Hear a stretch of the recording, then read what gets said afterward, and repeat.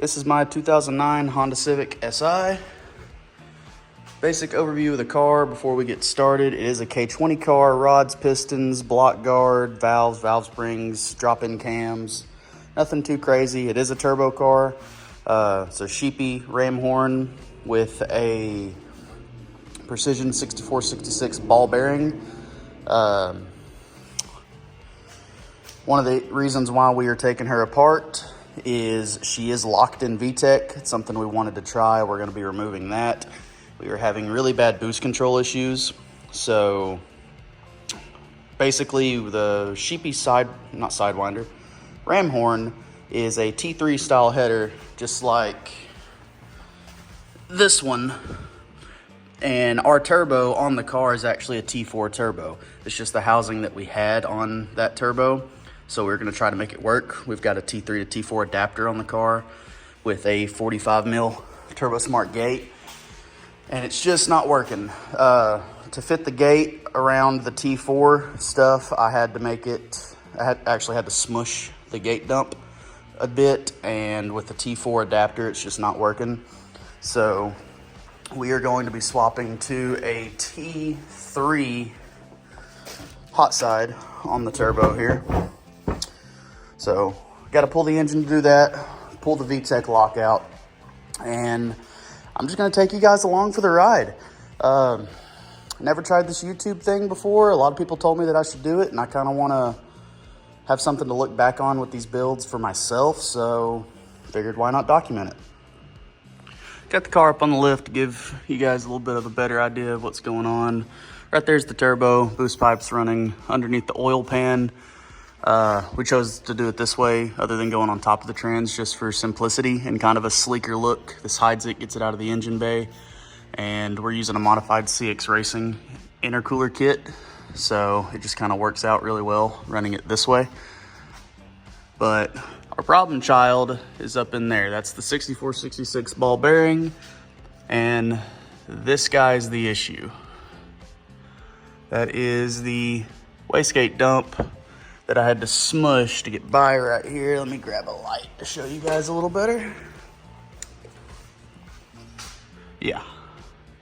So the issue is that gate up there has a 5 PSI spring and the car creeps up to 26 pounds, which is set boost cut in 4th gear. So the T3 to T4 adapter on the manifold, the massive exhaust housing on the turbo, and the smush dump is all working against us. So we are going to get that swapped out. I'll pick the camera back up once we get the subframe off and we can get an even better look at it. All right, got the turbo pulled off, subframe pulled off, and kind of get in here and look a little better. This is what I was talking about as far as the T3 to T4 style adapter flange. You can see there's a nasty step right here that's at a pretty good angle. So what I'm thinking is the exhaust was coming out of this, coming into this step, going into this big empty space of a turbo housing we had on here, and not creating enough back pressure or enough flow to be able to come back in and go out the wastegate recirc, which is sheepy header has an awesome wastegate priority utilizing both runners compared to like the PRL or the 1320 that only utilizes this corner runner. So I'm hoping this will fix our issue. That paired with if we come in here to the turbo, this is what was on the turbo. This is the T4 housing. This is the T3 housing that's going on it. Here's the wheels. But as you can see, that's a lot bigger of a void compared to this.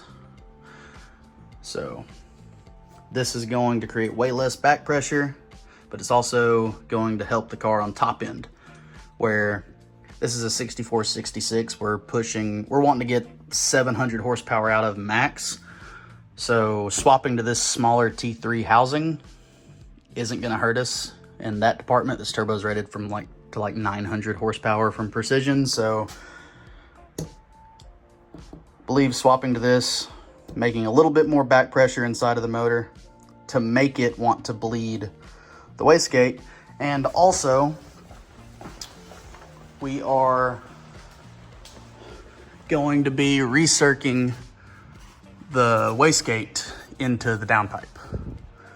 And I'm gonna record all that, so should be pretty fun. I'm gonna go ahead and pull this off, swap the housings on the turbo, and I'll pick it back up from there. All right, got the turbo housing swapped, and right off the bat, some things are gonna have to change. This T3 uses a 3-inch V-band for the downpipe, where the T4 had a 3.5. The oil drain's a little different. This will actually work, the same coupler, and just have it clocked. And then gonna need a new oil feed, which this is gonna be swapped anyway. I'm gonna put the factory oil cooler back on it and go get my source out of the oil feed, or the oil pressure sensor. So got the downpipe over here. So this guy has to be lobbed off and that put on. As you can see, the size difference there, but it should still fit the same size pipe. This needs to be remade. This was the old drain, had a 45 kick on the bottom, and it went up to a 90 with how the old drain was. So now what I'm gonna do is I'm gonna try to take this 90 off and just there to there, and order, this is a PTFE fitting. I just need a normal AN fitting, but then that should work. 45 to 45, gets that done. And then after I get the downpipe fitted to this turbo, I get to pull everything back off, put it on a mock-up engine, and try my luck at making a recirculated wastegate dump. So that's the game plan. Alrighty, got the downpipe off, got the heat wrap taken off, got the old flange cut off. Gonna put the new one on. Already got it cut to where once I have both my hands, I can put that on there, weld it up. I'm just welding it with a Lincoln flux core, no argon, nothing special. It's just something I can do here. This is a cheap stainless. This is not high quality at all. This was a EP3 PLM Sidewinder downpipe that I modified to make work. So we're gonna modify it again.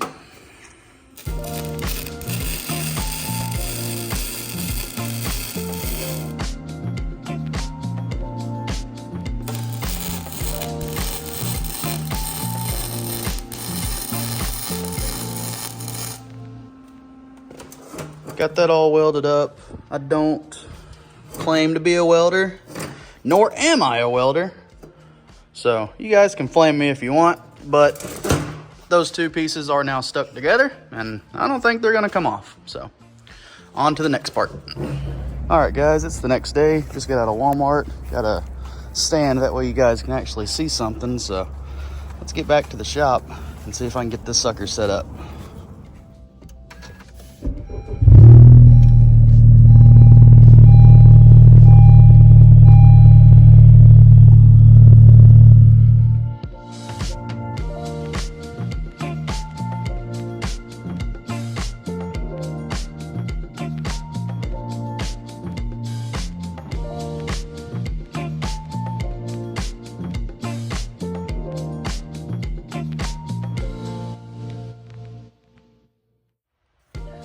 All right, we're over on the table now.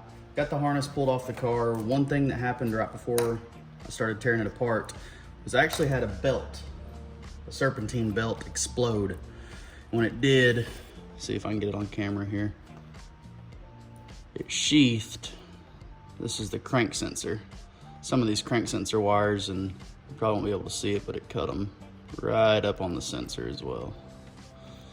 So we're gonna repair that real quick while we got the harness off. And I've just got a little cheap Amazon D10 tool. This thing was like $10, if that. I've got the little skinniest one out of it. Come on, focus now. It's really easy to do. Already got one out. What you're gonna do on your plug is there's a little plastic, a little gray thing right here. You have to reach in, there's a hole right here. You'll put that in there and pop up that gray thing. And then to get the actual pin out, you're gonna put your pick right above in this little channel on this connector. About the same for everything else. And then if you look down in there, you'll see a little plastic tab. What you want to do is want to put in right at the bottom of that tab and kind of lift up on that tab, and at the same time pull the wire out of the back, and you'll get your pin out. So what I'm gonna do is I'm just gonna take some, already took some brake clean. I'll take a little bit more on a rag, just a little bit. And I'm going to clean this wire.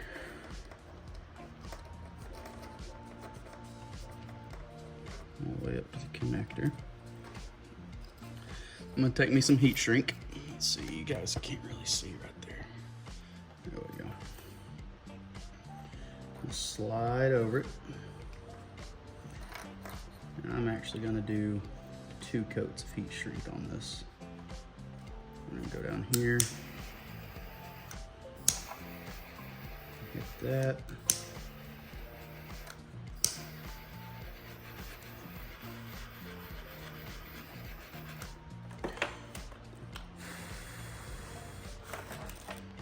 Straighten it out and let it cool.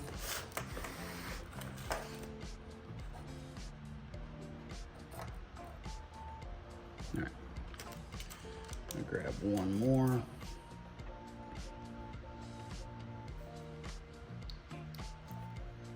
And I'm going to put this one all the way up behind the connector for the plug. What I'm actually gonna do is I'm gonna hit it a little bit, shrink that side, and I'm gonna butt it up to it and get the rest of it.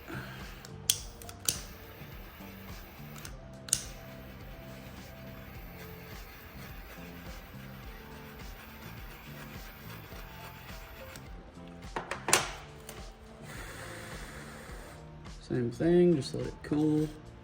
Kind of stretch it out a little bit, that way it doesn't cool at a weird crick or anything. And just like that, that wire is now repaired. And to put it back in is very easy. You just kind of look at it, figure out which orientation it needs to be, and slide it in until you hear a click. See if I can get this click on the camera. Nice little click. And we move on to the second one. Got the motor out, got the main harness off, just got it repaired as you guys seen. So I gotta pull the charge harness off and all the accessories, but I'm gonna go ahead and pull the trans and all that. But I think I'm gonna call it here for part 1. I guess like, comment, subscribe, whatever, what most YouTubers say. We're gonna give this a try. So I appreciate you guys sticking around and watching, and see you next time.